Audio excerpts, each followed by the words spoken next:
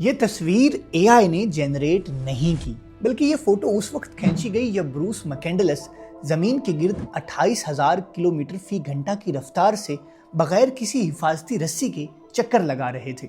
और इंसानी तारीख में ऐसा पहली मर्तबा हो रहा था। हुआ कुछ यूं कि 7 फरवरी 1984 की सुबह जमीन से करीबन 280 किलोमीटर की बुलंदी पर सफर करती स्पेस शटल से 40 साला बरूस बाहर निकले, अपने खिलाई लिबास की जांच पड़ताल की, कुछ देर के बाद हिफाजती रस्सी को खुद से जुदा किया और स्पेस शटल से दूर चले गए। 90 मिनट तक जमीन के गिर्द चक्कर लगाते रहे और बाहिफाजत स्पेस शटल में वापस आ गए। ये काम महज शुगल के लिए नहीं बल्कि कुछ अहम मकासद के तहत किया जा रहा था। उनमें से एक अहम मकसद ये टेस्ट करना था कि खिला में इस तरह से बगैर किसी हिफाजती रस्सी के सफर करना किस हद तक महफूज है। और आगे चलकर ये तजर्बा बहुत कारआमद साबित हुआ। बगैर हिफाजती रस्सी के तो ये पहली स्पेस वॉक थी, लेकिन रस्सी के साथ इससे कबल एक स्पेस वॉक की जा चुकी थी जिसका तजर्बा बहुत खतरनाक साबित हुआ था। लेकिन उसकी कहानी किसी और वीडियो में। Follow for more.